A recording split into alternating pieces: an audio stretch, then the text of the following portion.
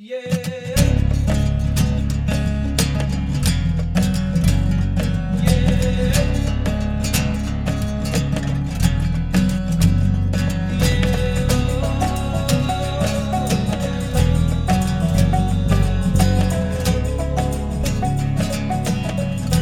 to this week's Into the Wilderness podcast. And this week we have Eduardo Garcia on. We've been building up to this. We have been. And I've actually been showing people the Yeti films over the last 2 weeks, like sending links out. And Have you? Getting responses back saying, wow, this is a phenomenal little series. And if you don't know what I'm talking about, we actually talk about it in the podcast. But it's Yeti's Hungry Life with Eduardo. And it's really well filmed. And it's free. It's free. It's on YouTube. Each episode's only 8 or 9 minutes long. I think the last one's 10. But it makes you hungry. And I think it's episode 1. He's catching, I think they're catching trout. I think it's trout. It's been a while since I watched the series. It looks so good. Did he cook over fire? Oh yeah, on stone. Yeah. I need to cook on stone more. That's what I've decided from watching that. I was going to say something else. Yeah, so by now, hopefully, you have watched Charged. I know a lot of people have. Yeah. And we've been talking about it probably for the last 2 or 3 podcasts, telling everybody, go watch the film before you listen to this podcast. And I know a lot of you have. But if you haven't, then after you listen to this, I bet you'll go and watch it. So, yeah, hopefully everyone has. And then this will really give you a further insight into that film. And the man himself. And the man himself, yeah. Yeah, I don't think, because we mentioned him in the last couple of podcasts, I don't think he needs much more introduction than what we've already said, but you're going to be hearing on this show from Eduardo Garcia, recorded in his house in Montana, and then we had dinner with him afterwards. We did, and I've actually been cooking with his Montana Mex. So have I. There's like salts and that he gave us, and they're phenomenal, they're really good. Yeah. Don't shove your nose in the jalapeno one, though, because it makes you sneeze. Yeah, I've got all 3, and I think I've probably used them every week since I've come home. Yeah. I'm just the only thing I'm upset about is that we didn't have space for the sauces. We'll have to rectify that next time. Or Eduardo, because I was looking, and you can get it over here, but it is pretty expensive in the UK to get his. But all of our American listeners, you've got no excuse. You've got no excuse. Absolutely brilliant. Lucky you. We have a competition winner from 2 weeks ago, which was the opportunity to win the latest edition of the Hornady Reloading Manual. I'm going to have to double check after we finish recording this to see how many we've got left, but that was either the last one that we have to give away or there's one more. But anyway, we've given away a heap of them. And the winner is Guy Harrison, and what we asked for was suggestions for new guests to come on the show. We had a whole heap of suggestions, a lot of interesting people. We're going to follow up with them all. But the one that really grabbed me and intrigued us both was the suggestion by Guy to interview David Scott Donnellan, who runs a tracking school over in the States. But he served in the military in Africa for 27 years, starting his career in the Rhodesian Army. So he seems, from the little that I've read, he seems like an absolutely fascinating man. And I would love to have him on the show, so we're definitely going to reach out to him. And it would be another excuse to meet him in the States. It would be another excuse to go over. So shoot us an email, send us a message, Guy, and we will send out your Hornady Reloading Manual. We had lots of feedback about last week's podcast, about both parts with Attenborough at the beginning, and then the invasive species straight after. So we had lots of great feedback about both of these things. But in terms of the film as well that was released, it made it to nearly every national paper there was in the UK, and including Western Australia, of all places. Yeah. So if you have seen in the UK this week David Attenborough on, I don't know if it wasn't necessarily front pages, but it was like a full page spread inside a lot of the papers. It was in nearly all the Sunday papers. Yeah. Yeah. Then we told you about it first here. Yeah, you did. You heard about it you first. Definitely, you heard it on here first. Yeah, so we've been delighted with it. I do like, though, how the media extracted one little piece out of the entire film that they used to to sell their headlines. To sell their headline, which was they picked out salmon farming out of the whole thing, even though when he talks about it, he doesn't specifically mention salmon farming. He lists off a huge array of problems, but that's what they chose to focus on. It's a good example, actually, if you want to see how the media put their spin on it, and it was good from our point of view because it was absolutely highlighting the plight of salmon. But if you want to see the twist that they put on it, go watch our film, International Year of the Salmon, and which is only 3 minutes, and then go and Google it, or listen to the podcast for last week. But go and visually watch it, and then Google David Attenborough salmon for the newspapers, and you'll come up with a heap of them, and you'll be able to see what their take has been off the back of that film. I think it's quite interesting to see. It's phenomenal. It just shows you could be really screwed in the papers if you say something wrong and the way that they'll take something out of it. But largely speaking, I'd say it's all been very positive, and it's done the job, which was to raise awareness of salmon around the world. I think it's done that. Definitely. But it also shows... Well, hat off to Sir David, because it definitely wouldn't have happened without him. No, there's no way. You needed someone as high... With the gravity that he has. High profile as him to say, wake up. And hopefully it'll make a difference. New competition? Yes. So we've got a bundle giveaway for this competition. It'll be CZ stuff, I imagine. I think a Hornady hat. You'll definitely get some CZ mints. We've got loads of CZ branded sweeties. CZ rifles. We've been giving away a lot of CZ firearms doormats, and we're going to give one away again. But not just the doormat. We've also got a Hornady baseball cap, and there's a CZ like plastic coaster for hot mugs as well, which we're going to bundle up together and give it away to you good people. Yep. All you have to do is, after you've listened to this show, just give us feedback. That's it. Just let us know your thoughts, your feelings on listening to this show, because I imagine you'll all have thoughts and feelings about it. So yeah, just we'll pop a post about it. And just find it on Facebook or Instagram, or just email us with an email, which many people do, podcast@paceproductionsuk.com. Give us your thoughts and feelings about this show. And we'll find a way to select the winner in 2 weeks' time. Yeah, we'll find a way. It's not really... There's no criteria. No, just share with us. Yeah, just share with us. Oh, and thank you, people, for leaving reviews. There's been some new ones. There's been quite a few reviews, not just from the UK.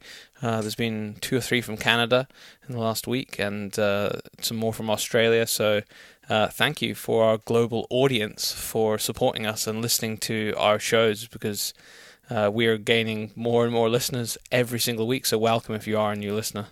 It's crazy. We actually had our biggest month ever for downloads last month, so there must be some new people amongst them. So welcome to our amazing community. If you are a new person, say hello. Say hello to us. We like hearing from people.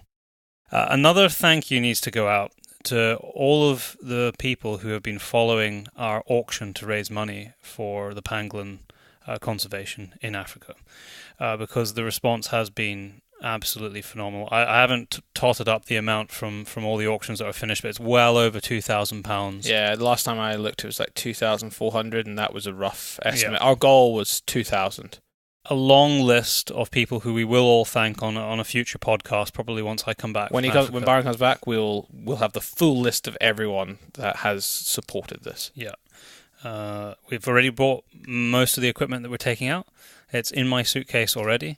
There's a bit of money left over, so we're going to work out what to do with that, but it's all going to go exactly where we said it was going to go to pangolin conservation. But it's just a testament to the fact that we've ended up raising a whole heap more money than we were kind of anticipating, which is just tremendous. The reaction, and we heard from the guys that we're going to be spending some time with out there, and they've been blown away. They've sent a couple of messages in the last week just saying that they can't believe how enthused the people who follow what we do are about something like this, because they've been involved in efforts before to raise funds and they haven't got anything like the reaction. So that's all down to you good people. Yeah. A massive thanks to Scott Country International, because those guys over there have sorted us out so well in terms of making sure that the money went as far as possible. And for advice. Yeah. On the technicalities of the equipment we were purchasing. So we've talked about Scott Country before. We've had products on the show before, but it's companies like these who are local, well, relatively local to us in Scotland, but they are an international company that if you should support. So if you are thinking about buying equipment, be it night vision or they've got backpacks, they've got wildlife cameras like we've just purchased, anything like that, think about supporting them because they're the ones that are supporting us in these causes. Mm-hmm.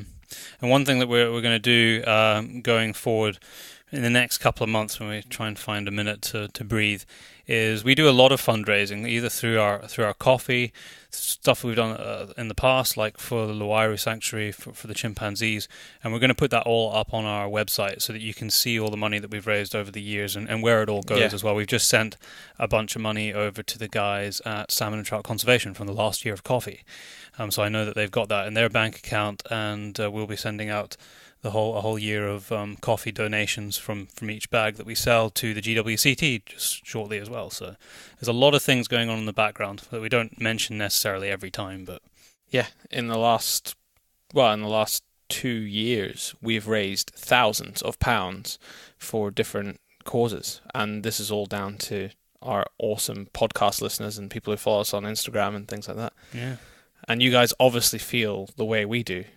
Because it's your hard-earned money. Absolutely. Yeah, we couldn't do it without you.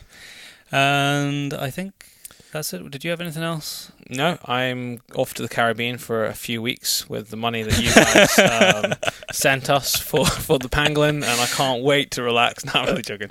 No, like we said, every penny is being used.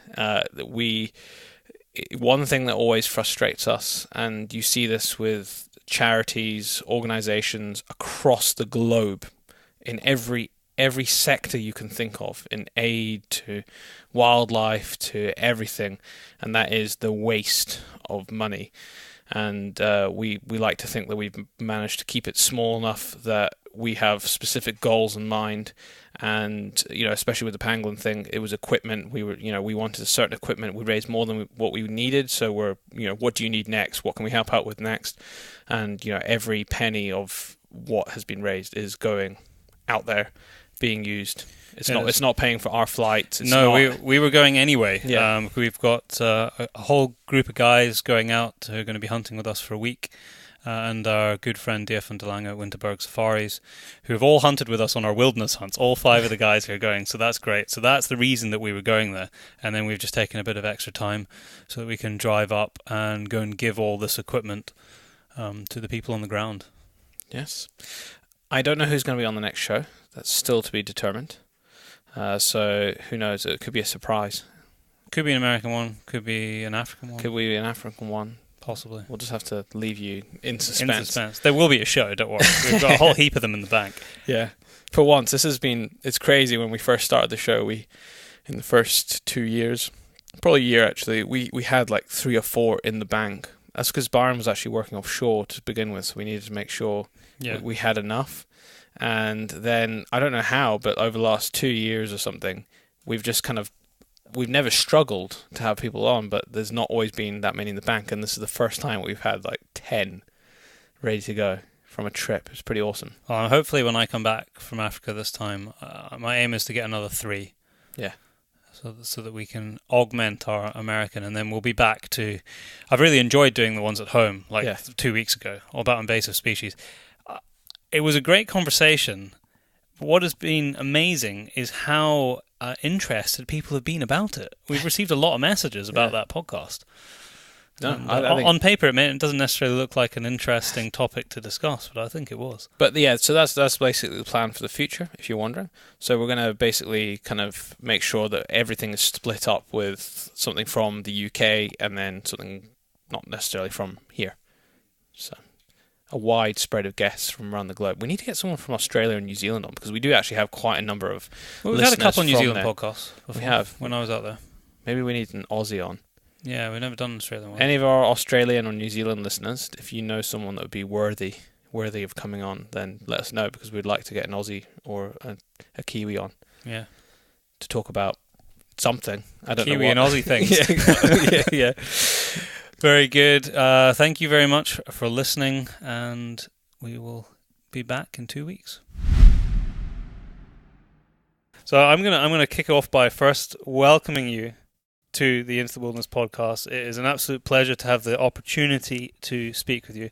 So thanks to Tyler, who is also joining us on the podcast, who's been our American translator this week, for getting in contact with you and hooking us up. Yeah, it's my pleasure to be here. You have, I'm going to start completely off on a limb here, because you have the coolest bog roll holder I've ever seen in my life. And towel holder. In the big antler. Oh, wait. Toilet paper holder. Bowl roll. No, bog roll. roll. Translation, please. Bog roll. Bog Toilet roll. paper holder. Yes. Oh, thank you. Yeah, the big antler there. It's like, that is the coolest thing I've ever seen. And that's where the towels are too. I never thought bog roll probably didn't translate, does it? I was following. I knew you were going, but I thought you just stumbled on your words because you were nervous. And I thought, man, he does this every day. He's not nervous. What the hell did he just say? Bog roll. But that was very cool. We're in an amazing space here. And your kitchen downstairs kind of blew me away when I walked into it. I Thanks. love the rusticness of it. It's as a chef, I've worked in all kinds of different kitchens, and for this one, it was kind of saying, well, what's the dream kitchen, and then also what's the practicality of it, and that working out of the home, doing a lot of recipe content, needed a place to produce content, to film, to take photos, and so that was the beginning of the inspiration for that spot. So it's a lot to ask for, because in one kitchen to do all of that and still have it feel homey. Yeah. I'm not saying my fiance Becca loves the fact that every now and then she'll come home and it's a movie set in the kitchen and there's lights and it's a 2-day shoot and it's just set up like that, but it is what it is for now. By the way, can you sign this model release, please? And please don't talk. Yes. Also, Quiet, Yeah. please, quiet. Yeah. It's kind of hard to know where to pick up your story to try and start to explain it to our listeners. But I think the best place is at the beginning, because from what I know from watching the film, which we're going to talk about in the podcast, is even your story early on and your sort of fight to find yourself and what you really wanted to do and how you sort of dragged yourself from where you'd got to into your life to the passion of cooking. I think it is a remarkable story in itself. So I'd love to hear that again for our listeners. How I found cooking? Yeah, how you found cooking. Sure. Well, I guess because I assume the audience, this is an outdoor community of individuals listening that love living, breathing the outdoors, and that really cooking for me, the first dish I can ever remember making was trying to make French fries, and I was like, I don't even know, 12 years old or 11 years old, and the scenario is it's summertime, you're not in school, all your buddies are over, and mom's busy, and you're all hungry, and so what do you do? And one of us had the smart idea to just make French fries, and another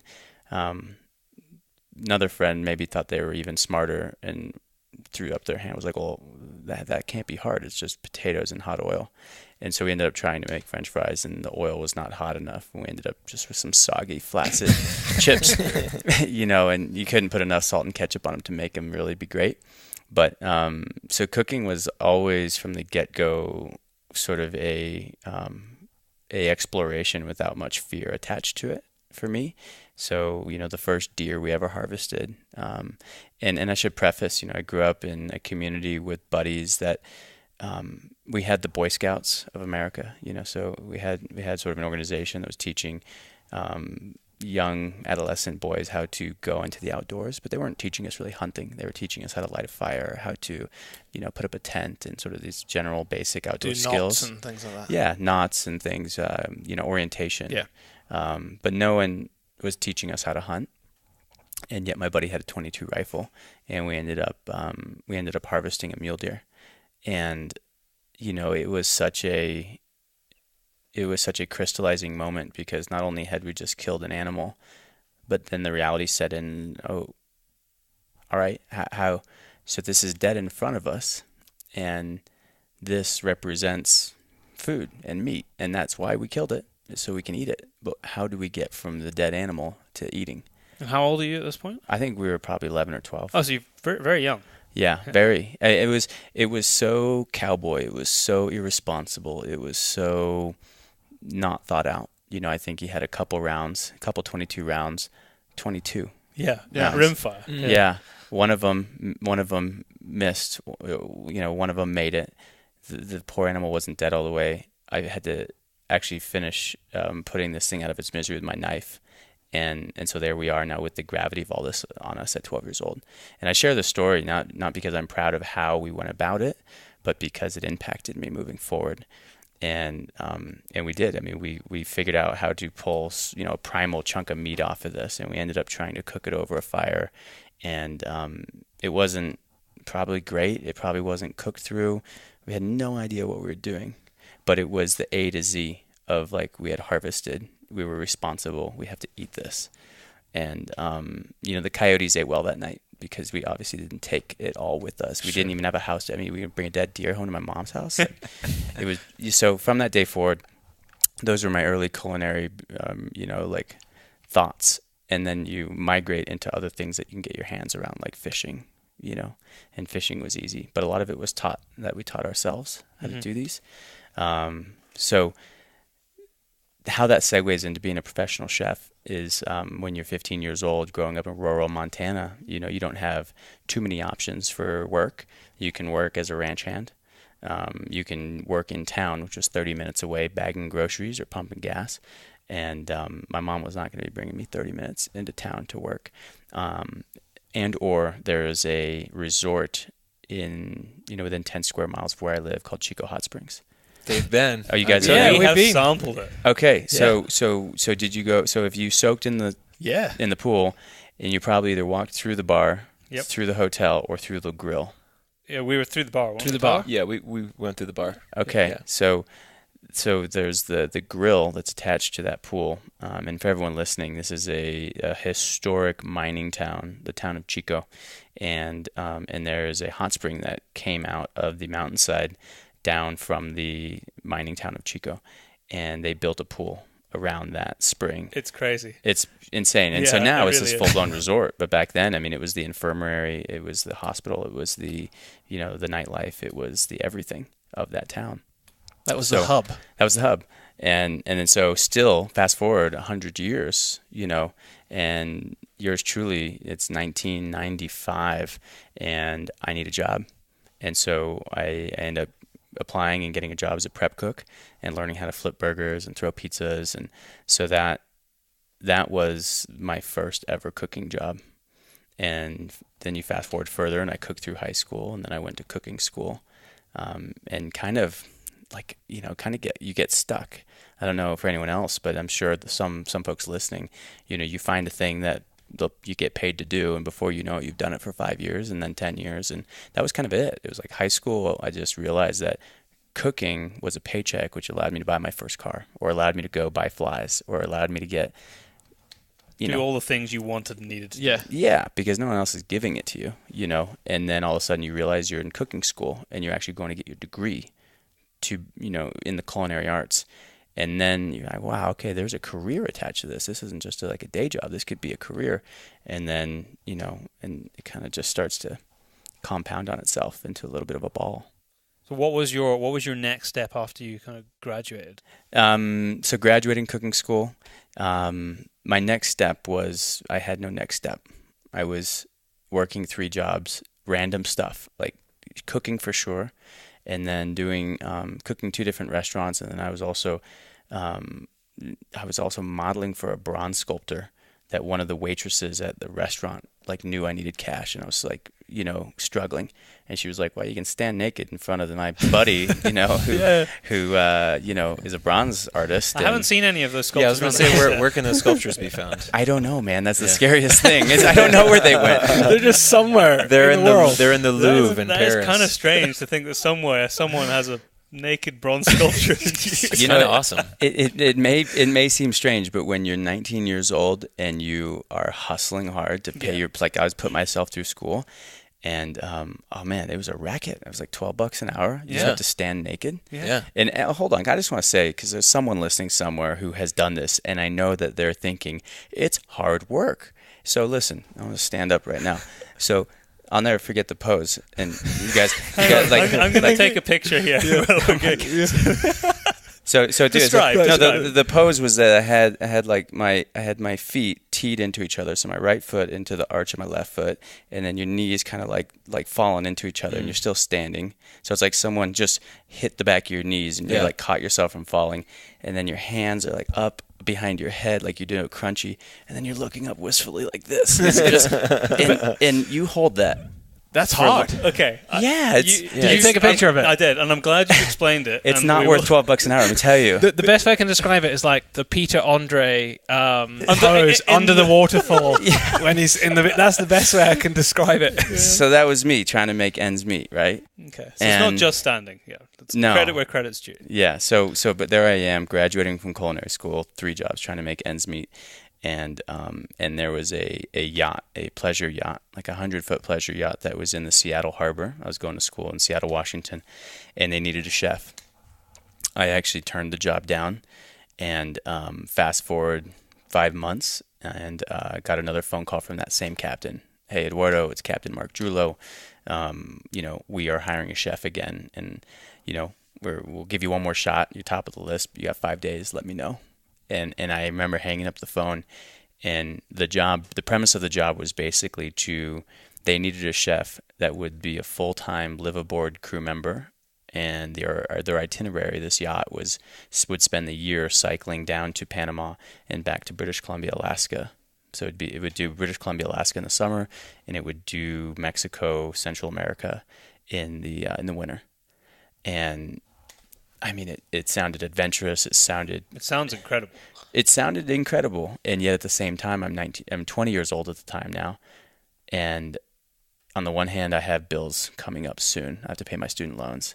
I know I'm already struggling to make ends meet, and yet it's scary. The fear factor is real, and I think you've heard so many people say it, but when you're scared to do something, 9 times out of 10, it means you should probably look further into it. So. Yeah, so I mean, I took the job, flew down to San Diego, walked on the yacht, had no idea what cooking on a boat was going to be, and that was the beginning of a 10-year career as a chef in the yachting industry. It's hard on a ship. I've spent a lot of time on a ship. Okay. I was in the Navy, and it is hard. Cooking wasn't quite as good there, was it? God, no. Were you on a submarine? No. Okay. I did work on submarines, though, but I was never on... No, I was on a mine hunter, so very small, so only 52 meters long. Okay, because to your point, they say that the best grub in the service period is on submarines. Okay. Yeah. It definitely wasn't on his ship. Okay. He complained about it. It definitely wasn't on mine. Maybe not Scottish submarines. Their number one food was... Their answer to everything was onions. And the one day where I almost lost my shit was when they put onions in the macaroni and cheese.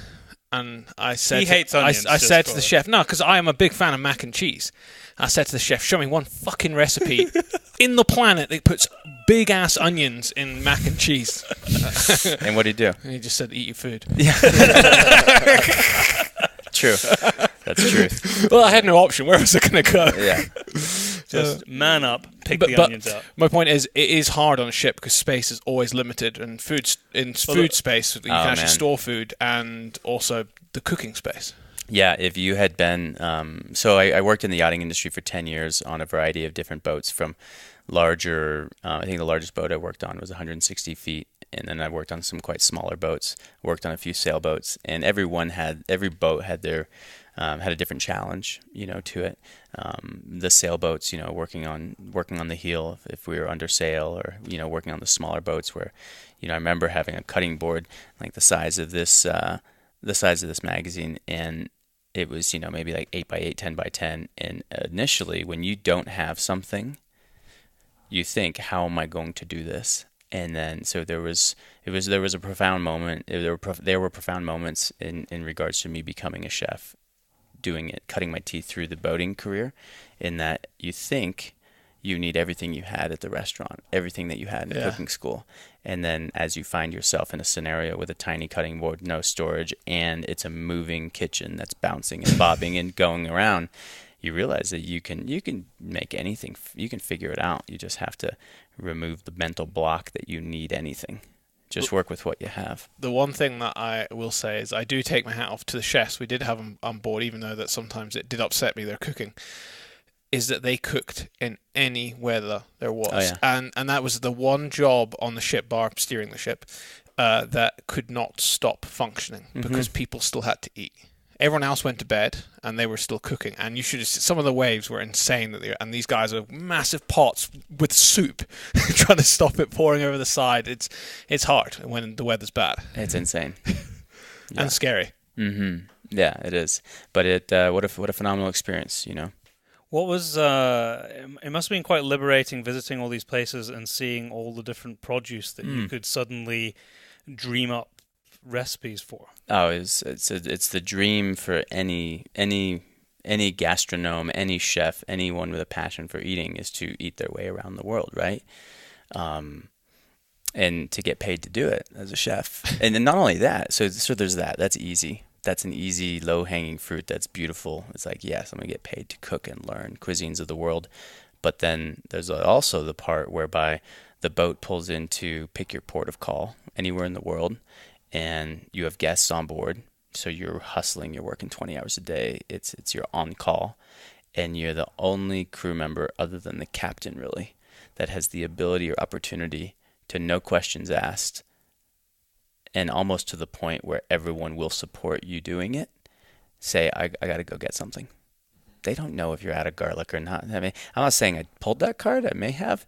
But to your point of how incredible it was, is that you would show up in Portofino, or you'd show up in St. Lucia, or you'd show up any of these ports in the world, and even with the guests on board, often you'd say, like, Tyler, if you were a guest, and you know, I'd be like, I'm going to go and get some fresh lobster at the market. And if you were the guest, you'd be like, oh, I want to go. Yeah. And so now all of a sudden, all right, let's go. And what a gift.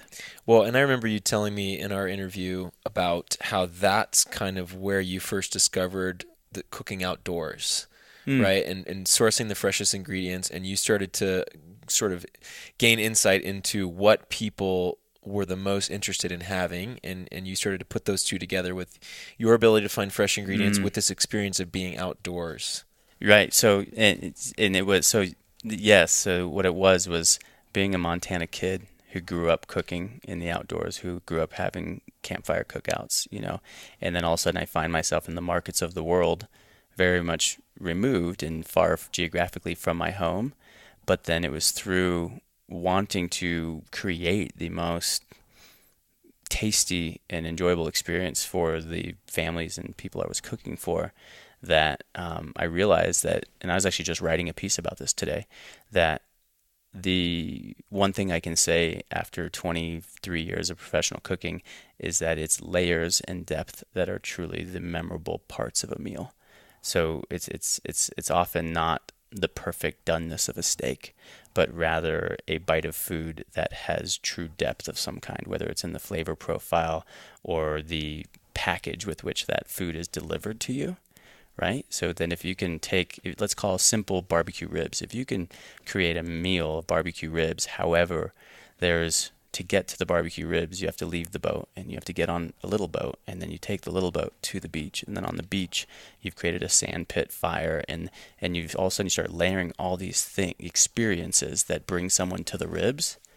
They may never remember the sauce on the ribs, but they're going to remember that overall it was an experience, you know. And I remember, if anything, to your point, Tyler, after 10 years of yachting, I left yachting truly in love with the value that cooking has in our lives, that it's so much more than just eating something and feeling full or nourished, that it's the ability to really pass on something heirloom, which is a story or an experience, and that's priceless stuff. And that's what people remember. Yeah, I think so, the most. Yeah. So, I mean, it sounds like, you know, the most incredible 10 years, and like you said, it is at that age, it's a dream to travel around the world, especially doing something like that. Although, granted, grafting 20 hours a day on a ship or a boat is, that's no mean feat. But what was it that took you out? Was it just you'd done your time and you felt that you'd got out of it what you needed to get out? What was your motivation for leaving that behind onto your next step? Yeah, I think you nailed it. It was twofold. One of them was natural. You know, naturally, I was no longer in my 20s. I just turned 30. And prior, it was maybe 27, I started to realize that my frothing excitement to have that type of a lifestyle was waning, and I found myself more conflicted and or interested in the home-based interest, my family getting home for more than a week a year, and so there was a natural magnetism back to Home was calling. I think that is an age thing as well.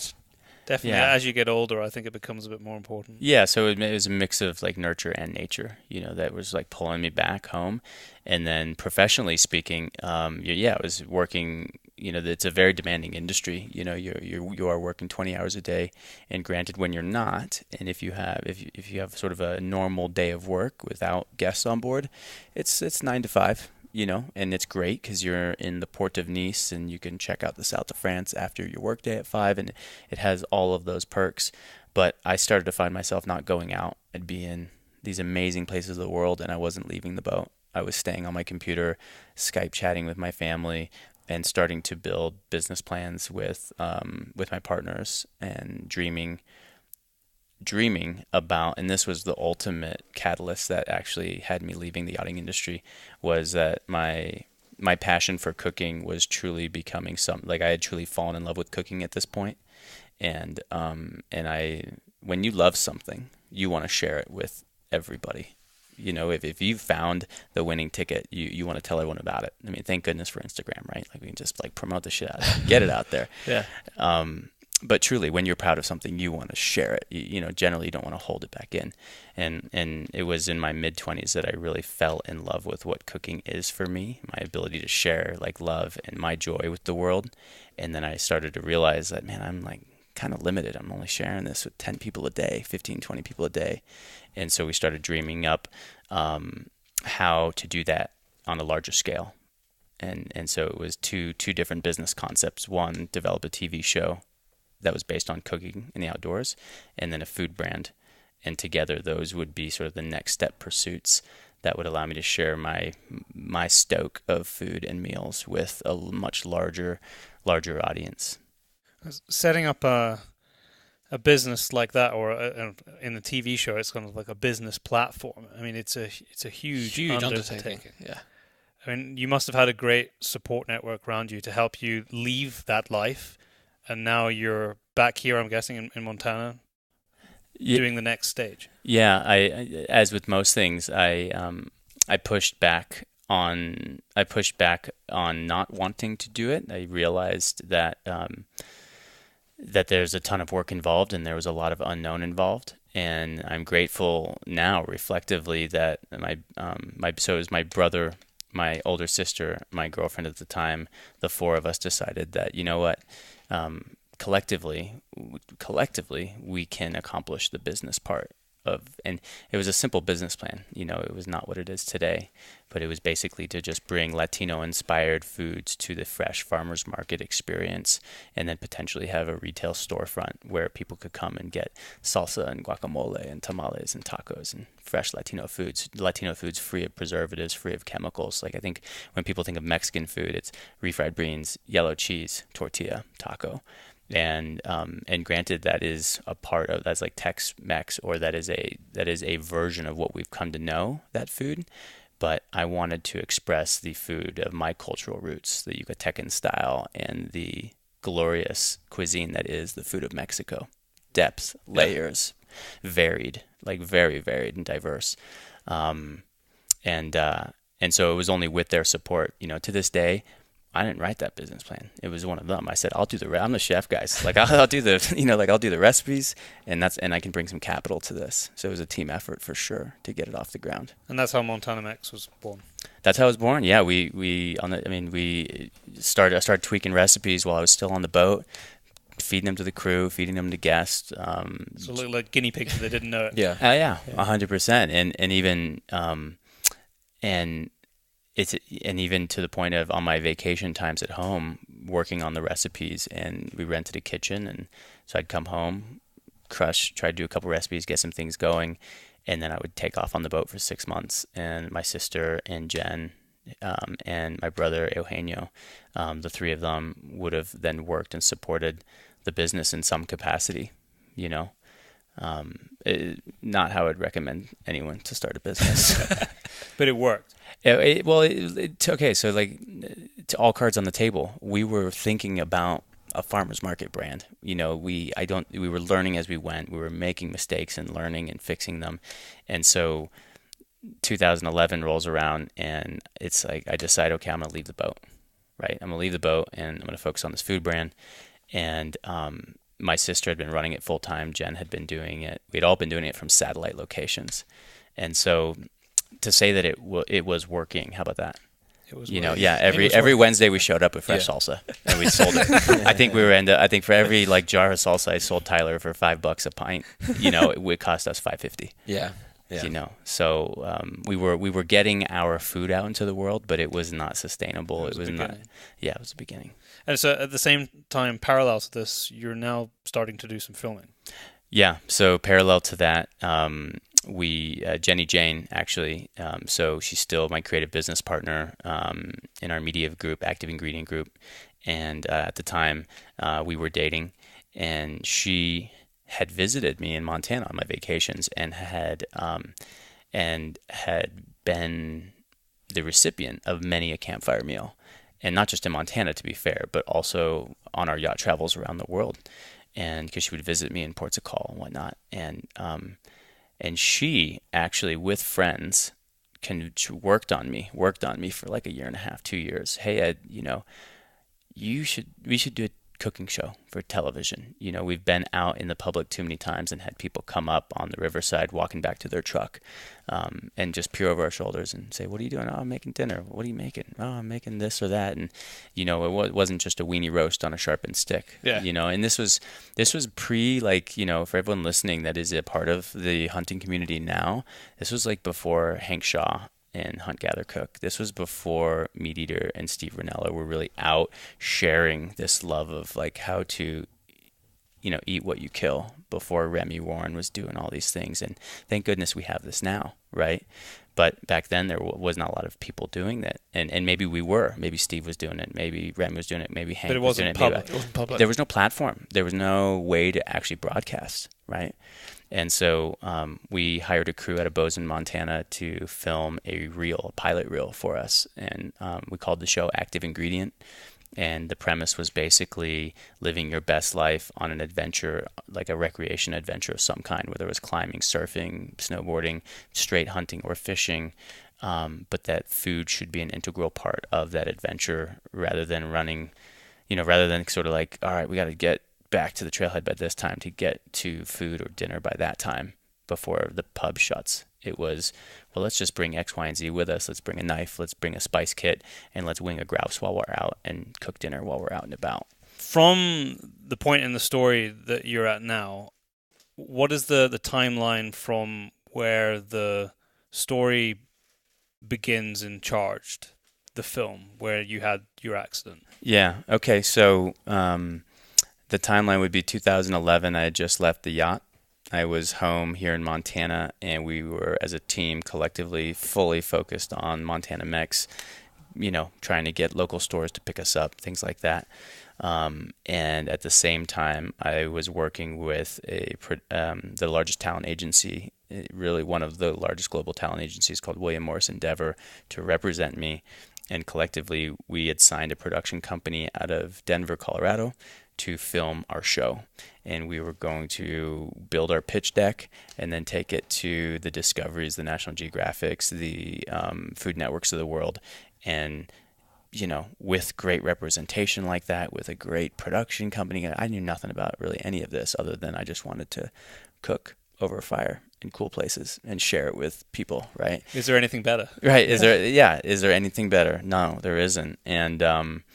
And so we go through that summer lining up our meetings, and October 13th, we were supposed to be in New York to basically review a contract with the Food Network and sell the first season of the show. And October is the tail end of the archery season in Montana, and I had been elk hunting rabidly out any day I could while working at the same time. So I'd go out 5 a.m., do a morning hunt, come home, work, go out for an evening hunt. And yeah, October 9th, 2011, I was out on a morning hunt. And there's more to this story, and I know we want to get to other things. So. Please feel wherever you want to feel. All right, well then I'll share it, and we can just we can carve out other things at the end, because there's so few people that know this story. That on October 9th, 2011, I'm out archery elk hunting, and the reason I'm elk hunting beyond just trying to fill my freezer is that year, and that fall, a friend of mine, a dear friend of mine, had asked me to cater his wedding, and he's a Montana kid, Jesse Arneson, and so I don't really cater weddings. So I said, "Yep, what do you want on the menu?" And as he's from the Flathead region of Montana, he wanted to start from dessert. He wanted a dessert that maybe had flathead cherries in it, so kind of like spoke to his roots. And he's like, "Man, wouldn't it be great if it had so this Montana game element?" And I was like, "Well, maybe elk." And so the planning for his wedding was in the summer. And if you're a hunter, as most of you are, when you're dreaming and scheming your adventures, you the way you talk about the hunt is as if you've already bagged something, and it's that easy, right? You're like, "Oh man, that place is loaded with elk," or there's birds everywhere, and so when you're dreaming about this menu with your buddy, it's like, "Oh yeah, how many people? 150 people? Oh yeah, I'll bring elk down, no problem. Like we'll put elk on the menu." And then thinking that I have from archery opener September 3rd, I got a solid month until his wedding. Well, I'll get an elk, and of course I don't. So I had to borrow elk meat from like everybody I knew, like every friend that I knew. Hey, you just shot like a beautiful cow. Can I have all your backstrap, please? Yeah. Yeah, no problem. Exactly. Well, and you know what? I got some good friends, so I ended up pulling the wedding off. But then after the wedding, I'm out hunting religiously every morning and every evening. You got to pay all this elk because I got to pay all this elk back. Okay, so I just want to preface that's really I'm hunting because I'm a hunter and I like to eat game. But in that season, 2011, I was out trying to repay some favors.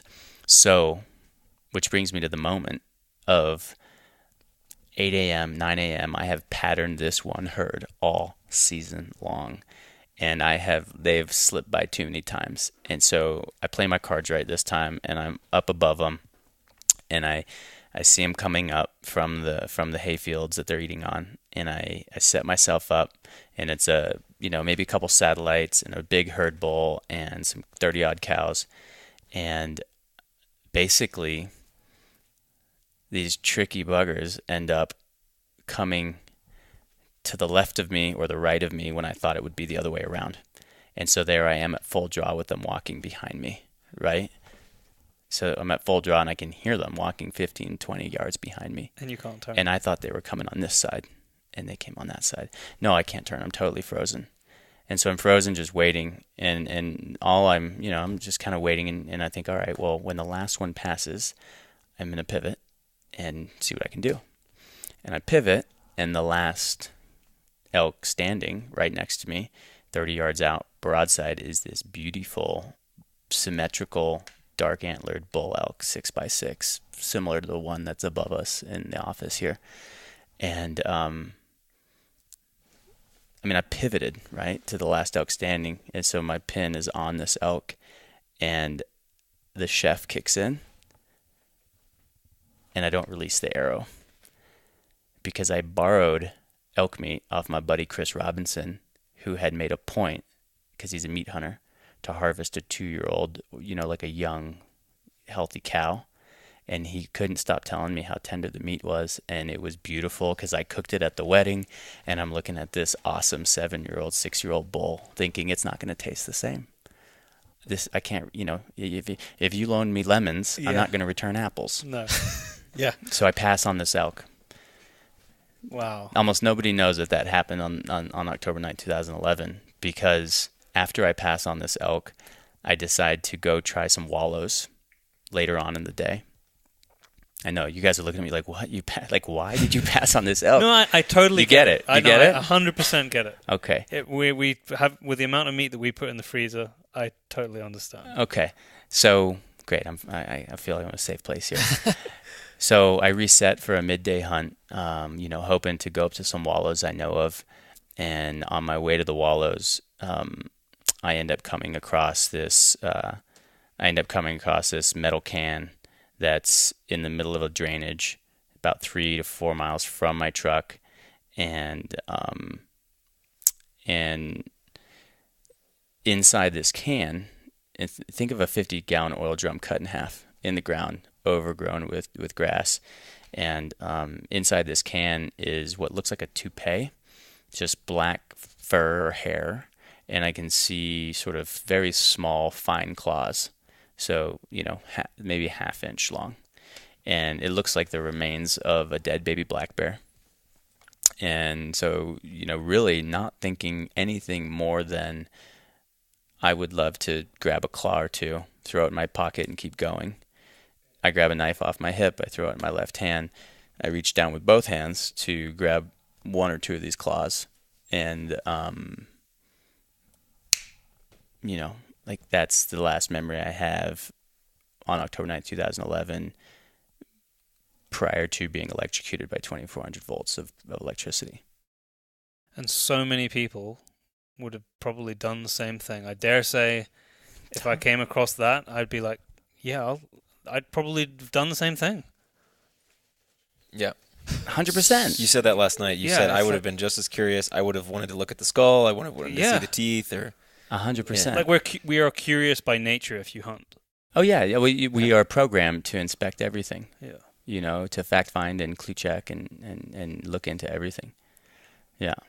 So it was the shock of a lifetime that there's no way to prepare for it. You maybe few people actually think daily, like, I wonder if today's my day. But most of us don't go walking around thinking that. Because you can't. No. You'd never do anything. Yeah. No, you'd never leave bed. Never leave the house. Yeah. So you came to eventually. Yeah. You don't know how long you were out for, do you? I don't know how long I was out. I mean, that was October 9th, 2011, and that was, years ago now, and I've thought about it so many different times. And, I bet I was out for 27, 28 minutes.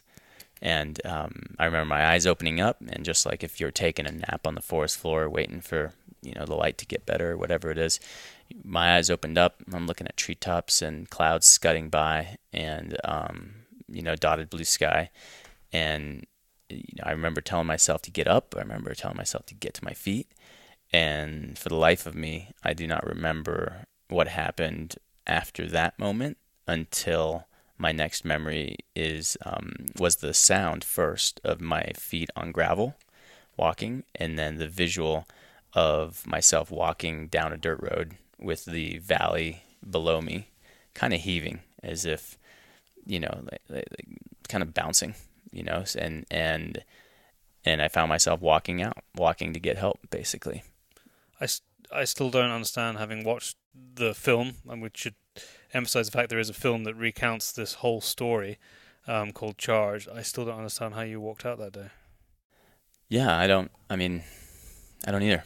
No. I mean, think about it. I've through depression, through joy, through elation, through conversations like this, thousands of them, with intimate friends and family, I have thought about, why is it that I didn't die that day? How I wish I could have a distilled key to hand to everybody listening of, hey, if you find yourself like at death's teeth, this is what you do. And yet I think it's actually, I don't think I have a special something to hand to anyone other than, I believe that we are inherently bred and born to fight.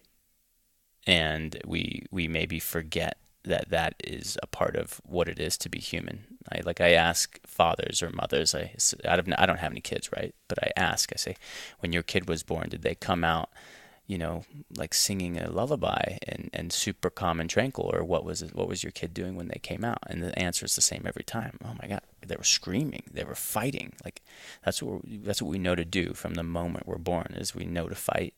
And then as we discover, Gore-Tex and Thinsulate and like all these beautiful, things that make life more comfortable, we forget how powerful we are. And And so in that moment, all I can say is that I think, how I was able to get out is I was so back to square one, right? Instincts. Yeah. That I just became that human again. That Just didn't. primal. Yeah, I left a cell phone and truck keys and all of my. So this is interesting. I left at the site everything I had on me that day. And as you know, when you go hunting, your backpack is basically like a small village. It has a little bit of everything in it, right? And I left it all there. And the only thing that I had with me walking out was bear spray in my right hand. And the area where I was elk hunting is one of the most grizzly dense regions of southwest Montana, and in the lower 48 for that matter. And so somewhere in that flight mode, I consciously knew that the only thing I needed was to get the hell out of there and to take bear spray. Like, That's unbelievable. crazy, right? Yeah, that's crazy. Because you must have had to get it out. Well, I mean, it would have been on my your way, hip, but when I came to walking on that road, It was in your hand. it was in my hand, and there I am walking with bear spray in my right hand. My left hand was, burnt and charred and sort of restricted into like a macabre claw, super black. I remember you could see some of the white bone through the exit wounds of the burn, the electricity. And I had two elk calls, a calf call and like a mature cow call. And I remember wrapping them under my hand to make a sling and just kept walking. Yeah, made it to the valley floor, got help, made it to ICU. And so you're in the hospital. At what point do you realize how bad your accident was? Because at that point, it must have all just been a blur. And yeah, I think it took days before I realized how close I had come to death, and of course those around me, it was immediately apparent. The surgeon on call was like, there's a famous quote now that's been circulated out, and his words were "a bag of bones with a heartbeat." And when I was wheeled in, I think he must have said that to either, the team or whomever. It was like, oh my gosh, this guy's a bag of bones with a heartbeat. So barely alive. Yeah. How long was your recovery from that? Well, my stay in ICU was 50 days, probably around 17 odd surgeries over 50 days. And then in totality, I think my physical recovery was probably closer to a year and a half, maybe. Just for people who haven't seen the story, and I encourage people to go and watch the film, what had been affected from the electricity passing through you?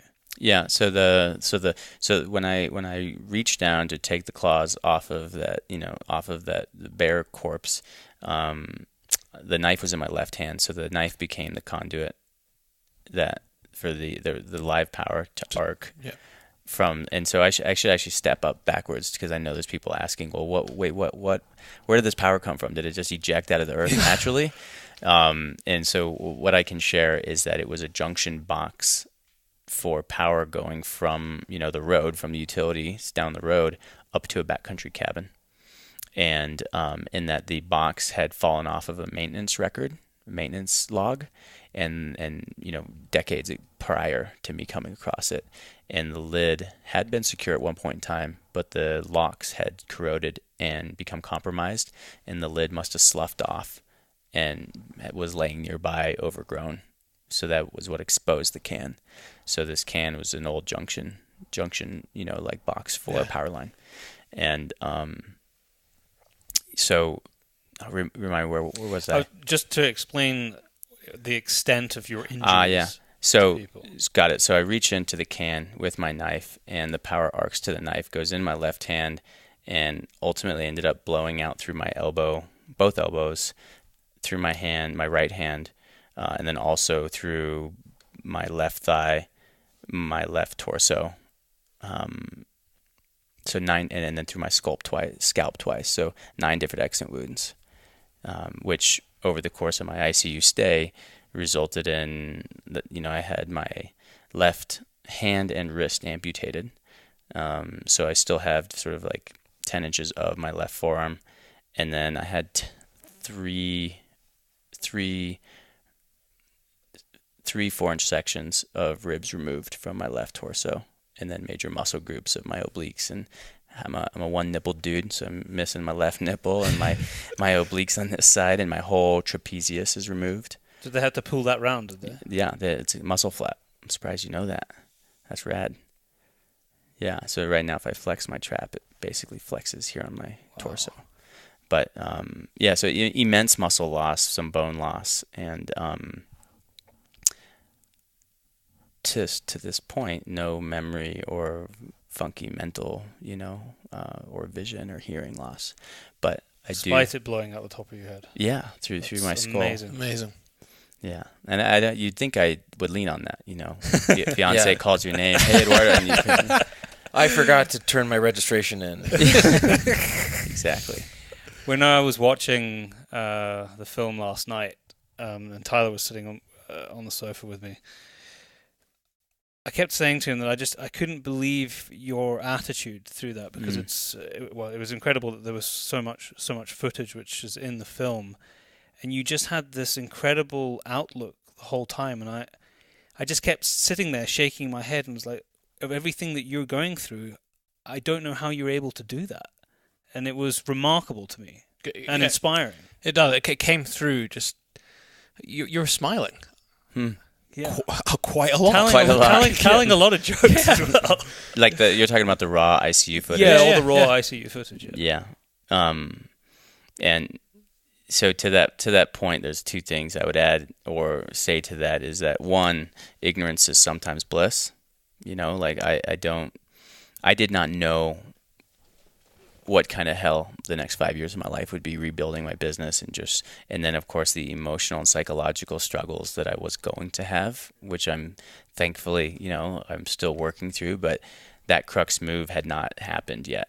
When I was in ICU, I was it was like, think of it this way, and it's kind of a screwed up way to think about it, but if you think about when you start to date a new person, it's like new and it's fresh and it's fun. And so now I'm not going to say that ICU was new or fresh or fun, but because I didn't know anything about it yet, I had no idea how hard it would be to get back into recovery, right? Yeah. So there's a sort of little bit of ignorance that you see in the film, which is I just had no idea the battle that was about to happen. And then on top of that, I was grateful enough, I was lucky enough, and I'm grateful for it, to have a terrific family that were all there supporting. My ex-girlfriend, Jenny Jane, had flown back from the UK. She's from England, had flown back from the UK to be my full-time caregiver. Incredible. I was in one of the best hospitals in the United States for burn, the Salt Lake City, University of Utah Burn Trauma Center. So there was much to be grateful for. All of that layers on top of the fact that I'm a glass half full, kind of optimistic dude anyway. And then, of course, I was on a lot of drugs. I was on a lot of painkillers, man. And through this incredible injury and recovery, you were dealt another blow of bad news. Yeah, talking about this. I'm talking about, yeah. Yeah. I just pointed to my crotch. I was talking about this. Yeah. So there we were in ICU, and I think we were, halfway through my 50-day stay, and Jenny and I were in the room. Maybe my brother was there also, but one of the residents wheels in a monitor, and was just like, basically we got some bad news for you, buddy. Shows me a scan of my torso, and let me see if I remember this right. Shows me a scan. Oh, no. Hold on. I'm trying to think about this now. Okay, so this is how it happens. That I come out of a surgery, and one of my exit wounds was through my sac, was through my scrotum. And my left testy was not going to survive being cleaned and put back together, and they make the executive decision. And actually, Jenny Jane, my ex-girlfriend, got to sign this away, because before they remove body parts from you, someone the legal power of sign- attorney has to has sign signed it off. And if Jenny is listening, I just need to add that we had a complicated relationship where I was unfaithful. So it's sort of like her ultimate, like, little payback that she Like got karma. yeah, she got to be like, oh, I'll sign on that. Like that thing was always a bad apple, and literally, and so they removed my left testicle in surgery and are able to put my purse back together with the right one, thank goodness. And I believe what happens is you come out of a surgery and there's this period where you come out of your anesthesia fog, and everybody else knows what's up because they've been watching you, but you've been asleep. And so when you come out, you have all these questions every time. Well, how did it go? Did it go okay? Like any good, any bad? Yeah. Like, and I, they told me, well, we couldn't save, old Lefty. I was like, oh man, that was the big one, like, and so there I am dealing with the news that they just removed my left testicle, and I do though. I think I made a comment to make light of it. Yeah.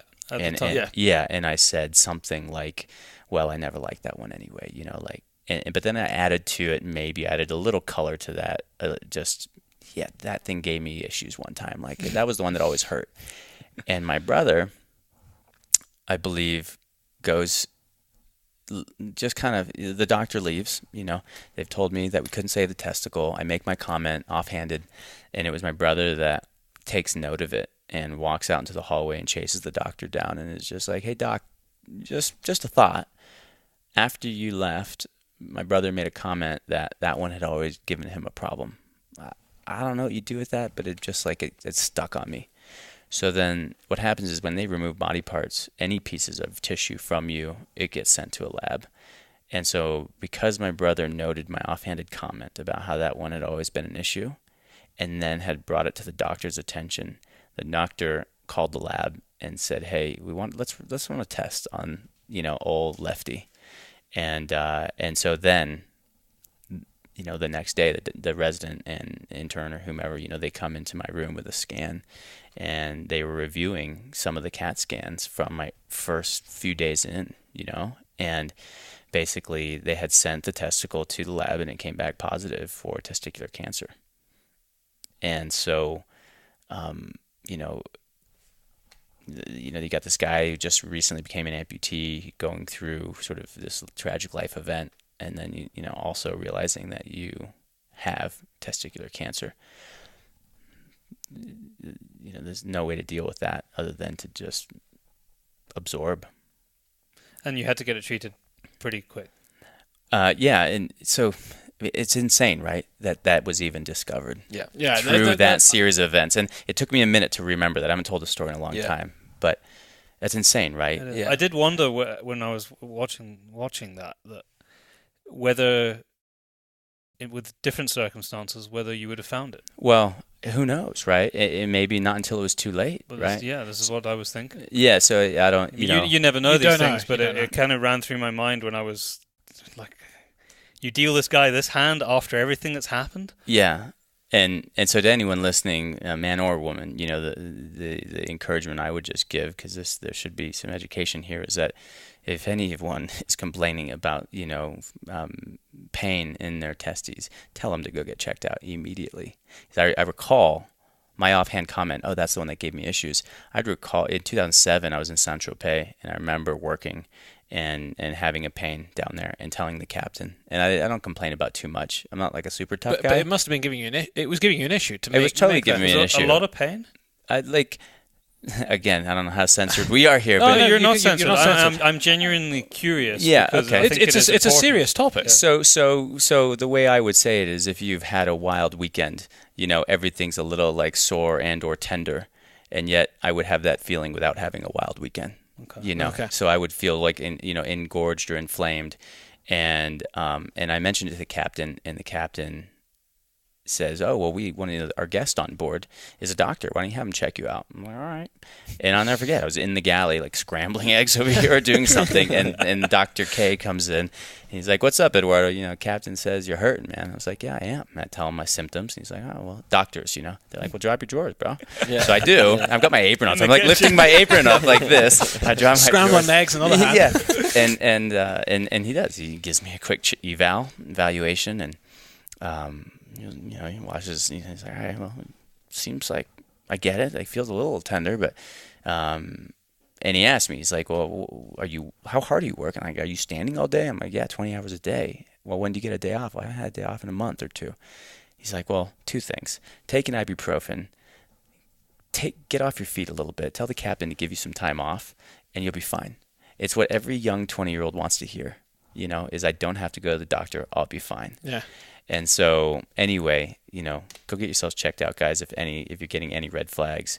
So then, that was my feedback to that. I never liked that one anyway. That was the one that always gave me issues, So there I was in ICU, and what happened is we were basically, the doctors wheeled in the scan, and they're showing me a scan that they took on my first few days in ICU, and they're pointing out a mass the size of maybe like a small orange that's in my lower left abdomen right next to my spine. And they basically are saying, "We discovered testicular cancer in the testy that was removed. We've reviewed your scans, and whereas when we first saw these scans, when we took them a week ago, we just thought this was trauma-based mass. It could be fluid, it could be the scar tissue, but something related to the electrical injury." You had so much going on in your body. I was a mess. Yeah, totally. It was a mess. It was like the least of their worries when they saw it a week ago. But now that this guy just tested positive for seminoma cancer, It's serious. what is this? This could be a second stage tumor coming up. It's like perfectly in line from testy to lower abdomen spine. And it was like, okay, all hands on deck. And so they basically, the prescription was 3 months of rigid chemotherapy treatment. So we basically put all of my planned surgeries on hold. Planned surgeries got put on hold, and I had the choice: chemotherapy in Salt Lake City or Montana. And I came home and did my 3 months here. Yeah. And it worked.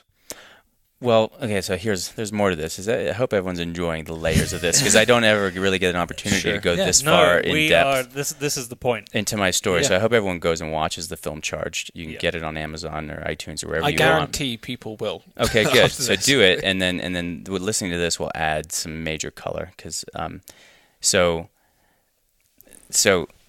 before even going back to Montana to do my chemo treatments, the mass that they revisited and hypothesized that it was a second stage tumor, the immediate course of action was when I was in ICU, and they're like, "All right, well, we need to biopsy this." Well, if anyone knows what a biopsy is, imagine having an apple with a needle, and you poke the apple with the needle, and that's your biopsy. And then you check the material that you pull out with the hollow core needle.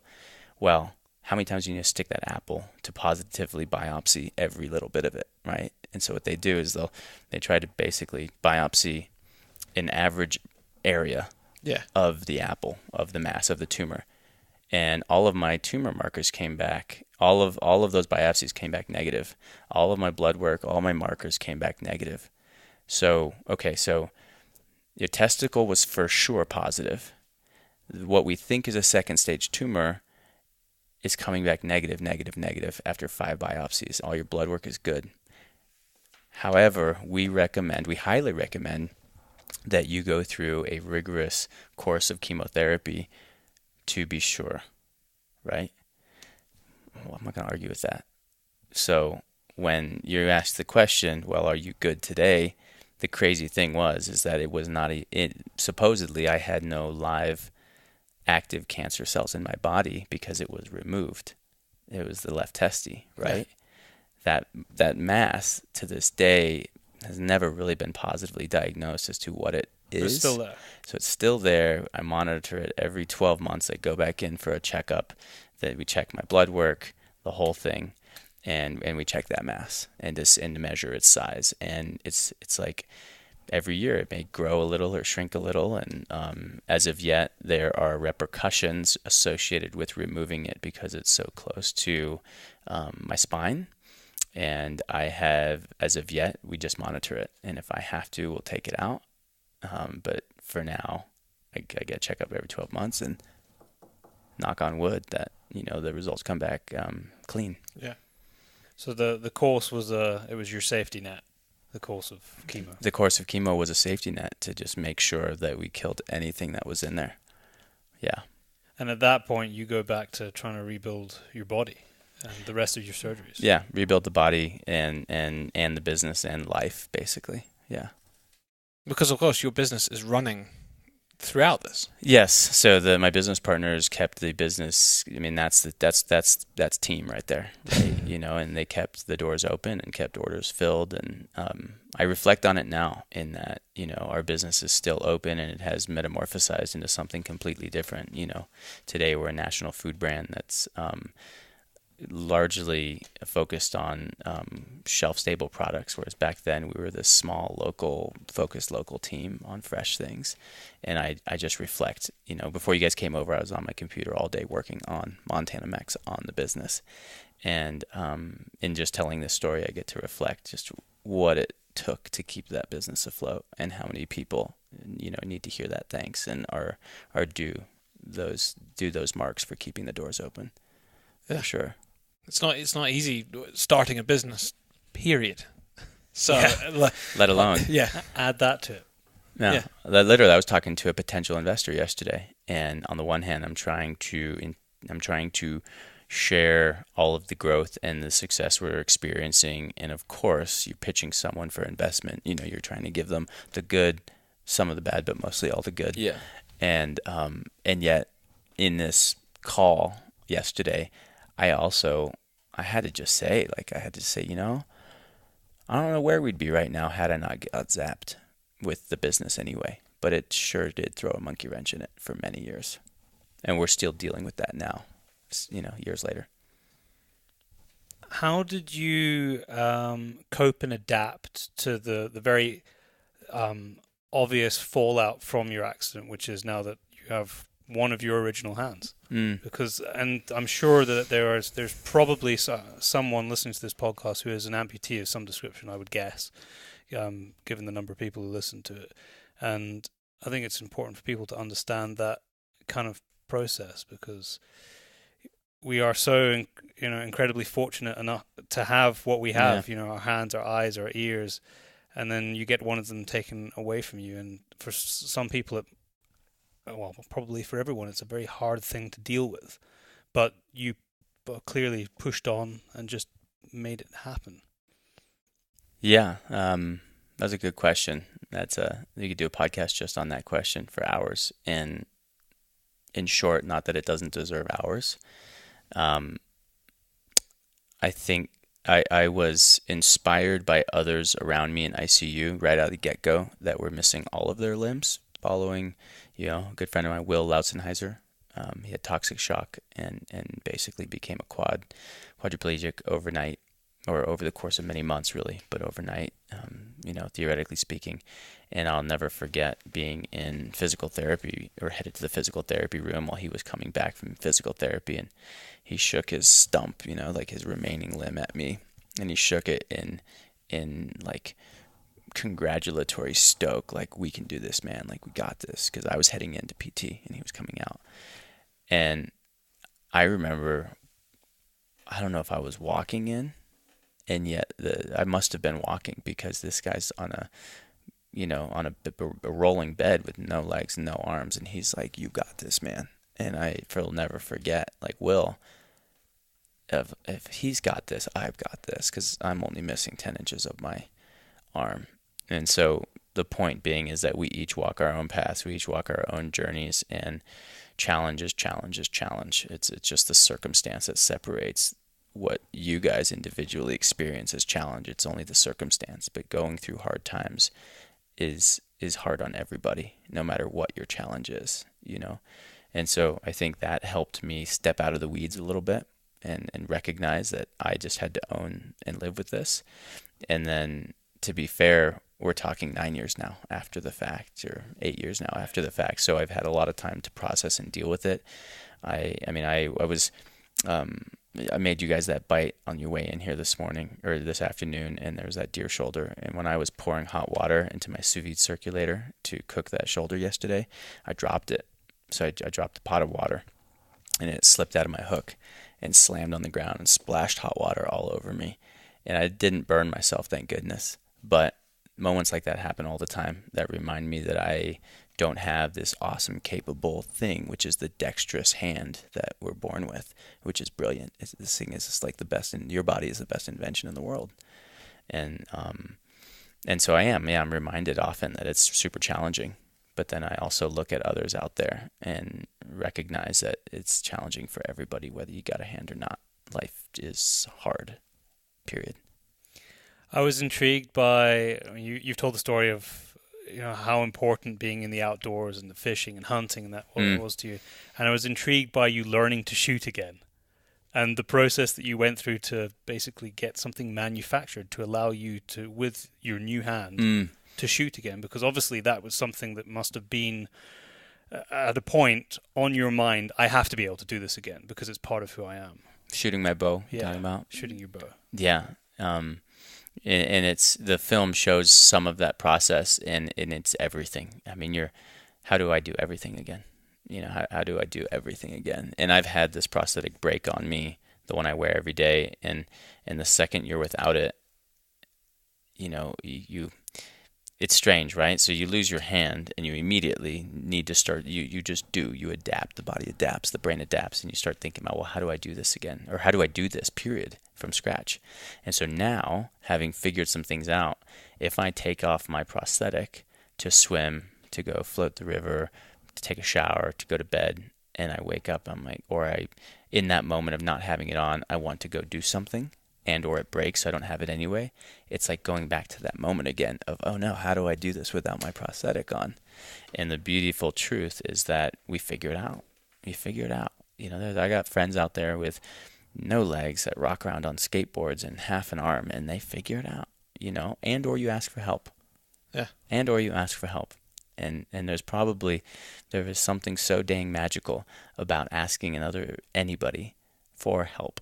Because it does two things. You have the opportunity to organically, to naturally and authentically receive, and you are presenting the opportunity for another human being to give, both being equally powerful. I mean, that is a magical moment when you have the symbiotic moment of giving and receiving. It's radical. But I think in life, I don't think people ask for help probably enough when they're struggling with whatever it may be. Totally not. Yeah, definitely not. And it's one of the greatest. I mean, there's got to be a dopamine release in there somewhere when you ask for help and get help, or when you're given something, right? Giving and receiving, it just makes us feel good.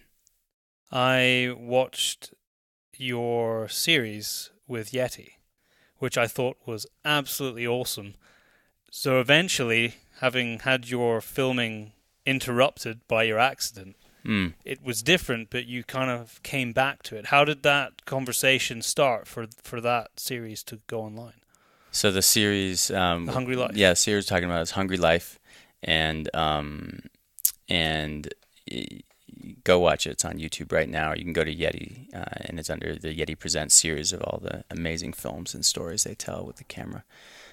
They know how to tell a good story. They do. They know how to tell a good story. So The Hungry Life is the show concept that Jenny Jane and I wanted to sell the Food Network and never had the opportunity to do. That pretty much is it. 100%. That is what we were talking about an hour ago. Wow. Yeah.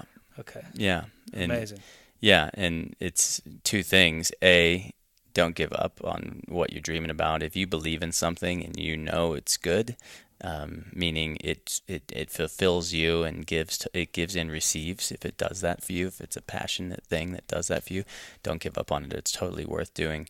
And then secondly, the way it actually came about was that Yeti was coming on board to help us basically produce and create and Charged, They came in as a major backer to help us financially kickstart Charged, and we were signing documents in Austin, and I decided to stay for an extra day or an evening, and ended up going out to dinner with Scott Ballou, who's the head of creative development or media at Yeti, basically, right? Yeah. And Scott and I are just having dinner, pounding Topo Chicos and eating good food, and we're just chatting. You guys had Topo Chico for the first time at my house, which is a Mexican mineral water. The carbonated ones, not the ones in the cans, the ones in the bottles. Okay, yeah. So it's good stuff. It is good stuff, and if you're anywhere in Texas, but mostly like if you're in Dallas, if you're in Austin, absolutely, it's almost holy cooler water. Than a beer, really. Yeah. And so it's holy water. So for me, it is. So we're sitting there slamming good food and drinking holy water, and Scott and I are just kind of riffing as almost like quick friends, and really in passing, I think I just said something along the lines of like, what is Yeti doing for food content right now? Because you guys make killer coolers, and this was in 2016, really when they had just started. Like they had a couple pieces of stainless out, but that was it. It was coolers, tundras, and not even soft coolers. It was tundras and a couple pieces of stainless. And I said, man, this whole business is around basically keeping things cold that eventually go in your body, most likely to drink or eat, and yet there's no recipe content on your website. Like there's no seems food like content. it seems like a really obvious thing to say. Yeah. And so we talk about it for a second, and I just kind of like throw Scott. I show him a little 60-second piece that I had produced with Jenny and a friend, Barrett Bowman, had filmed, and it was like basically another one of these pilots that I did as a demo to show brands what I wanted to do. Was basically, I'm a chef, I use these brands. If you're interested in telling a food story, this is what it could look like. And anyway, the one thing led to another, and I tell him about the show Active Ingredient that we wanted to sell to Food Network, and he greenlit a pilot. And so we went and built a deck out with a team out of LA called O for Show, good friends, and one thing leads to another, and they greenlit the series, and we filmed it for a year, and finally came out last August on their platform and on YouTube. So that was that show. That's how it came about. That's incredible. Every part of it, like every Yeti film, it's so well filmed, and your food is it's delicious. like just visually, it looks amazing. So thank you. Win-win. Yeah, total win-win. And I just want to make sure there's credit given, and that Yeti really came on board to greenlight and make it happen. They were the production crew that made that happen, but we also worked with very talented production teams that creatively themselves as editors and videographers were so integral. And all of the hosts, all of sort of the people you were with, the oncoming co-talent. Basically, it's a non-scripted piece. It's basically an opportunity for people to go on an adventure and a creative team to tell the story around that adventure, with food being the ultimate through line. And I'm frothing to keep doing more of those. Well, I was going to say, based on the last time we talked, you are hoping to develop this into a longer form, either ongoing series or a feature film or something like that, correct? You're wanting to do this more.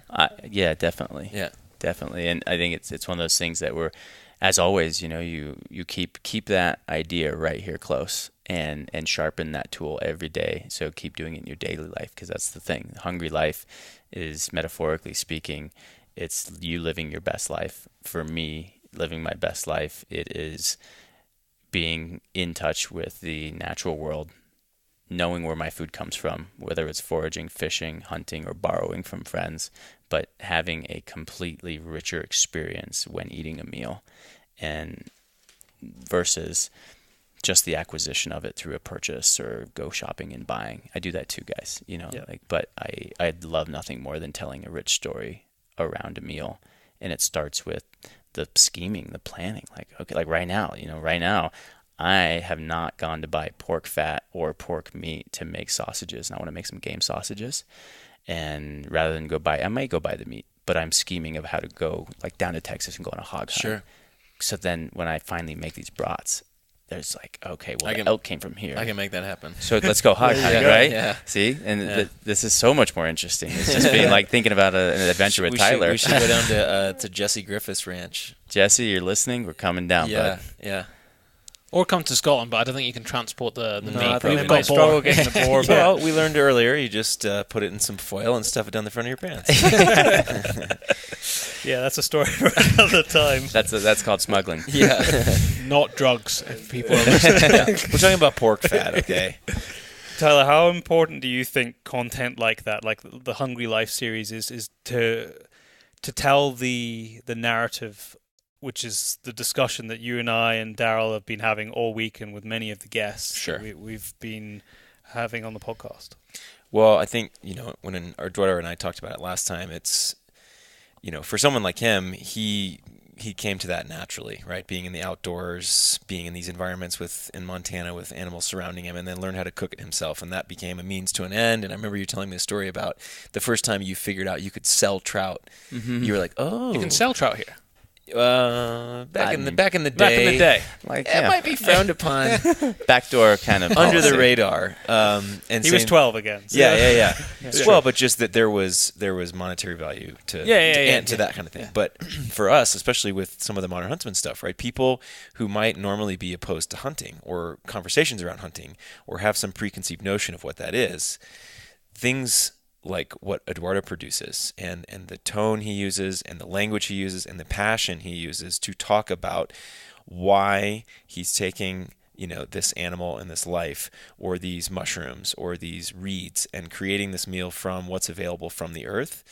That's a huge bridge between those two worlds. And so I think that there's not enough of it. I mean, it's great that Eduardo's now working with Meat Eater, right? And they're doing a great job talking more about this and Hank Shaw and that kind of stuff too. But I think that is, if it's not enough of the percentage that should be a bridge between a hunting and a non-hunting world, and there should be more of it.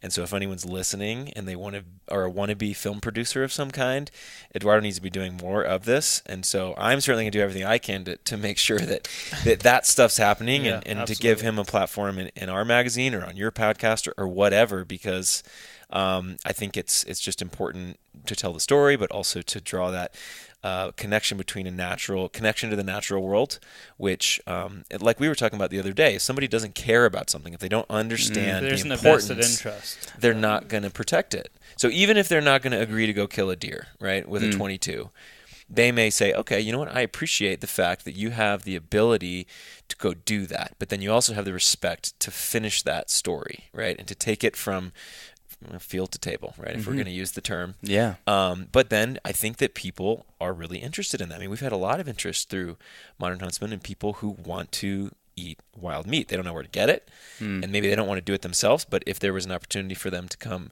to one of your dinners or something like that, I'm sure people would sign up for it in a heartbeat. I would love to bring you to Scotland. You could do so many cool things because in terms of foraging and Foraging and wild food, we have so much of Red it. grouse, roe, wild boar. You could just walk along the coastline and you can eat Woodcock so teal. much stuff on our coastline, and then literally from the coastline, some of it on Skye, you walk when there isn't grouse there, but there is situations where you can literally walk from the beach and then go hunting. Yeah. On the west coast of Scotland. So to that point, I want to come to Scotland. Let's just make it We're gonna happen. make Let's it just make it happen. I'm in, and I think to Tyler's point, and kind of collectively, whether it's groups like Steve Ranella and the Meat Eater, or Hank Shaw, or Remy, or Danielle Pruitt, or myself, or Tyler, you cook wild game, and you don't need to be a brand. Okay, so collectively, the onus is on us as sportsmen and humans. Period. Is that the second we forget about to assign a value to something, then we squander. And so all it is really is it's just sort of recognizing that these things have value, and it's just such a loss to go out on a hunt just to kill. You're missing so much, you're missing. There has to be more to it. You're missing just untold amounts of added opportunity and value added if you're not paying attention to the hedgerow on your way to where the animal's standing. keep your eyes open, pluck some things on your way. It's just everyone wants more bang for their buck, and so that's all this is really is even the foraging and understanding the terroir of where you are adds so much more value to that radical experience. And then compounded on that is paying attention to the method of take, whether it's longbow, whether it's compound archery, whether it's flintlock, or you can get into a diverse way of harvesting now, which is also super neat. And then the conversation around food is just the ultimate thing that we forgot about, which is it's you can do anything with food. You can cook it in a myriad of ways, especially with Amazon Prime now. You can just like get yourself pastes and spreads and sauces from all over the world, Yeah. And so there's just, the encouragement from my end is if you're going to put that much effort into acquiring what's in your pantry, don't stop when you light the burner and start cooking. That should be the ultimate moment of giving gratitude, is paying the respect and having fun and that sort of crescendo of experience. And here it is. We're going to finally eat it. Let's make this the most exciting part of the whole adventure. It's the culmination of everything. Yeah. When are your sauces not going to reach the UK so we can get them there? Well, so I was going to say, it's kind of twofold for you. And to me, this is what makes your work so amazing, is that, you have that side of your philosophy, right? But then when we talked last time about your philosophy with Montana Mex, right, that you're taking what you've learned as a chef, these highbrow, fancy cooking techniques, right, and you've brought them down to these salt of the earth spices and sauces for someone who maybe they're not cooking wild game. Maybe they just want to cook, right? And so I want you to tell them a little bit more about what you told me, where you were saying that you really, if you can inspire one person to all of a sudden they feel good about the fact that they just cooked salmon for the first time, or that this or that, and that helps them with their confidence and their joie de vivre, I believe is what you told me last time. Yeah, the joy of life. Yeah. So Montana Mex has morphed today. Montana Mex is that original farmers market brand we're working on, and it has morphed into being a national brand that's sold in 1,000+ stores in the U.S. It's online. So go to montanamex.com. I don't care where you are in the world. We may not ship to the UK, but check out the brand. And I do believe we have folks shipping it overseas, so that is happening. But Montana Mex as a company, we exist to become your toolkit. So, we just actually, I'm giving you a sneak peek because I don't know when this is airing, but we just put in... We can hold it off for a bit. No, you don't have to. Basically, we're brainstorming slogans and taglines and for the outdoor hunting community as it relates to Montana Mex. Because right now, largely, we are a grocery brand for the general consumer market. Yeah. And yet I am, and other people in our company and our founders, we are hunters and fishermen, and so we do want to connect more with the outdoor community. So we were making an ad for the outdoor community, and the slogan was, "You hunt it, we'll help you cook it." Good. And so basically we're a toolkit in that we have an oil, we have a beautiful extra virgin avocado oil, we have 3 sauces, we have 3 seasonings. So you pick the medium, whether it's wild ramps, whether it's hedgehog mushrooms, whether it's grouse, whether it's roe deer, whether it's elk. You can pick the food, bring it to the table. We'll give you a spice package and a sauce package with which to make it come alive and get creative with. So we'll be your painting tools. You pick the canvas, we'll give you the paint, and then you draw what you want with it, and we'll give you inspirations along the way. But you should mess it up. You should burn it a couple times. You should scrap the piece and throw it away once or twice, and that's part of the process of becoming your own best painter or cook or artist. It's not to be feared. So we're there to help you get there. We're there to help make it a win for you. Yeah. You evidently fish a lot. So what's your favorite fish to go after?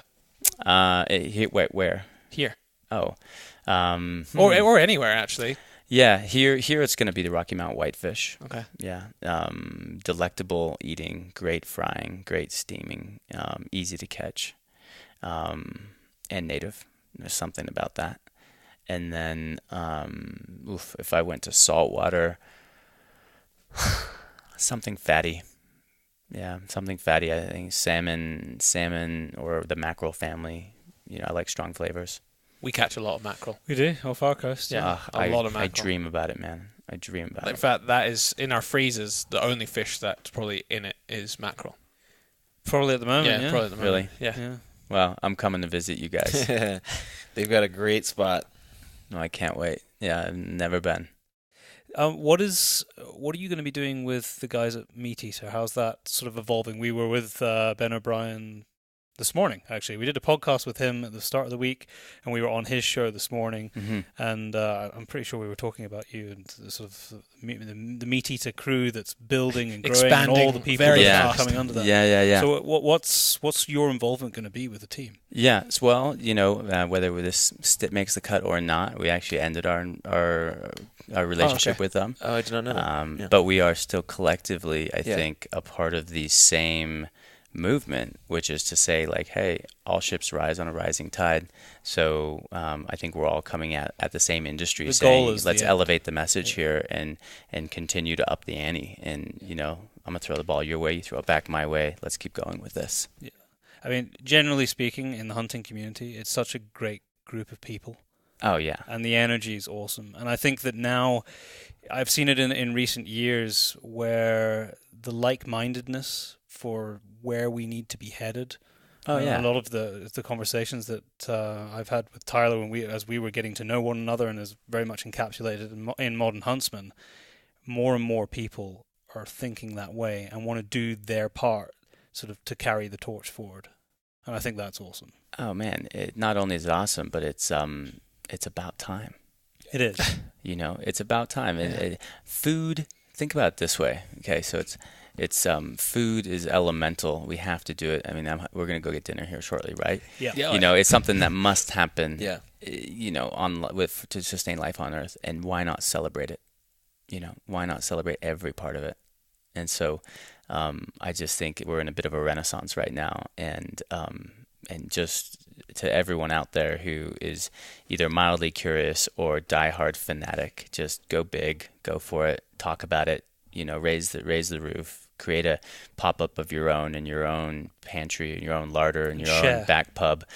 Share the wealth, and keep the conversations going out there, because it's just kind of, like I said earlier in the beginning, when you're talking about flavors and you're talking about the best dish you could ever have, it's about layering, it's about depth, it's about building depth, and so that's all we're doing here. And I'm super psyched to have had this opportunity to, talk about how I continue to add layers to food experiences in the wild. If you could have one food for the rest of your life, this is a freaking, because I don't think I could even answer. But yeah, what would He's it be? been thinking of this for the last 10 minutes. Hasn't he?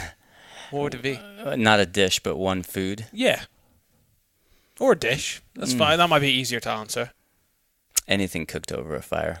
Literally, just anything. That is a flame grilled. Great answer. I feel like I just dodged a bullet. there is something magical about cooking over a fire, and it almost doesn't even matter what it is. When me and Byron go hunting, yeah, typically, so sometimes we'll like hang the animal up, and the first thing we'll eat over the fire is the heart and the liver, straight over the fire. Awesome. But awesome, we need better spices, so I know where we're yeah. We can make sure you go home with something. Yeah, I'm on it. Your branding, by the way, is really cool. On your spices, I've actually tried all of your spices this week. Okay. And I've tried 2 of your sauces. I think. Okay. Yeah, the habanero and the ketchup. Yes, I have. So I've tried 2. I drank the barbecue. I just chugged it. That's coming from a Texan. Yeah, it's good. That's badass. I'm a Texican. Oh, nice. Yeah. At heart. Eduardo, it's been fantastic to have you on the podcast. We've been wanting to have you on the podcast since we first became aware of your story, which was a couple of years ago. A few years ago. But my wife's a big fan, by the way. Oh man, all of your food and everything, big fan. So I messaged her saying that we're coming over here today, a little jealous, and she was like, "I cannot believe you're going over there." And I have sampled some of your food. Yeah, what was it? I can't actually remember what it was. Tamales. Well, we had some tamales earlier, and then I fried up a little. What was it? It was a little whitetail deer shoulder with corn, cactus paddle, and I put my Montana Mex jalapeno seasoning on it just for a kick. Yeah.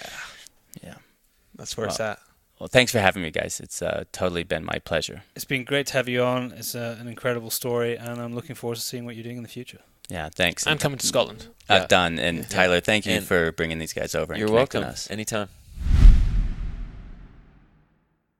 I made the mistake of stroking the dog right before we were recording the outro, and now he's tapping his tail. But I hope that you enjoyed that. Well, obviously, when I edited it, I was it was an awesome show to edit again. Yeah. It was brilliant. Do you know, the bit in the show where Eduardo stands up and he's explaining how... I've got a picture of that on my phone. I don't know how we're going to get that. Maybe we can upload it to the show because there's like some extra content you can put on. So I've never done it before, so maybe we can insert that in the show. Well, if somehow. we can, we will. Yeah. 'Cause I've got it. It's not a very good picture because we were sitting in a fairly dark room, and I was just... That was why I said in there, just hold on a second so I can take a picture. It was just on my iPhone, but I have a picture of him in the pose. Yeah, it's funny. If you would like some more information about us and what's going on, then head over to our website, which is allthewsthepacebrothers.com. And if you would like to follow us on Instagram, which many of you do, it is pace_brothers. I will do my best to keep everyone updated while I'm out in Africa on Instagram stories, but I'm fairly shit at them compared to Daryl. He normally does all the stories when we're away. But I will do my best to try and keep everybody updated. Yeah. We have, Instagram is where it's at. In fact, I saw someone putting up a post the other day and basically talking about Facebook and Instagram, and you should see the amount of people that were commenting underneath just saying they're just using Instagram now. You've done something bold. I did months ago. I deleted Facebook off my phone. I'm still using it because I've got to use it for work. So I use it on a computer, but I've deleted it off my phone. Are you a week in now from the detox? Pretty much, even? Yeah. How's it been for you? Do you know what I find? Is that I wake up in the morning after, I don't know, 12 hours of not having Facebook or whatever it is, and I log on, and to my absolute astonishment, fuck all has changed. Nothing. There is literally nothing that has changed, other than you've maybe gained 35 to 40 minutes of your evening by not looking on Facebook. Yeah. I mean, I still look on Instagram, don't get me wrong. I actually enjoy looking at people's photography on Instagram. So, I mean, you got to have some pleasure, I guess, out of you can't abandon all technology and say it's horrible, but Instagram is good. But yeah, no, nothing has changed. And that was the thing that shocked me. Is I think most people have been guilty of using that piece of social networking far too much, Facebook. But I had the same thing, because now it's like over a weekend, I'll log out of our computers if we're in the office on a Friday, and I don't see it again until a Monday when we're putting up posts for clients or whatever. And there'll be a bunch of notifications, and I'll click it and 50 notifications, and nothing's relevant. Nothing. Like, I've not once thought, oh, man, I missed that. Never. No, I've got a news app. Yeah. I don't need to find that, because if you actually analyze social media, what it is about 40% of all posts are someone sharing the news. Yeah. Of normally a tragedy. So you've got that. Then the rest of it is you've got like 30% depression, people that are depressed or something bad is happening, which is fair enough. Bad things do happen. And then the rest is just made up of like just crap, just absolute junk. Absolute junk. And then you have this tiny percentage which is actually like your genuine friends that you're interested in, that you don't see because it filters them out. I was going to say that I remember in the early days, what was cool is you could keep up with other people's lives if you had friends in other parts of the world. But now I don't see any of that anyway. And it doesn't actually matter as much anymore, I don't think, because in the early days, everyone uses WhatsApp and everything now. So if I'm trying to keep contact with someone, I send them a message. Yeah. Yeah, it's an interesting one. But it's also, my phone doesn't have much storage, so it's actually freed up 500 megabytes in my phone. So that's also There's another bonus. So also an extra bonus. But yeah, you should try it. Just use it on a computer, and then you'll see how you feel. Yeah. I want to know. Just as a last thing, because it's sitting on the desk here, and I've been impressed with how awesome these are, and I'm about to take them to Africa, is we just bought a set of neoprene socks, camera sleeves, for our lenses, so that when we don't have a camera bag or just a rucksack, we can put stuff in without it getting damaged and protect it. Waterproof and gives a bit of a cushioning. And these are awesome. Like $9.99 off Amazon. I don't know why we didn't buy them like 3 years ago.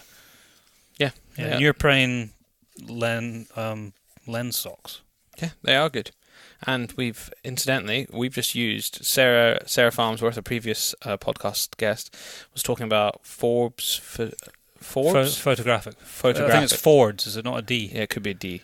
Yeah. It's in Inverness. It's the only shop up there, and we've just used their services. It's the only photographic shop. Only photographic shop up shops there. And we just used their services, and it was very swift. Yeah, to clean one of our cameras, which has never been cleaned before. Which I'm going to be taking to Africa. That was the reason that we thought we'd better clean it, since I'm going to be using it. But they said it was actually pretty clean, so we've been looking after it pretty well. Yeah. So we will leave you good people to it, and join us again in 2 weeks' time. If you'd like to get in contact with the show, it is podcast@paceproductionsuk.com.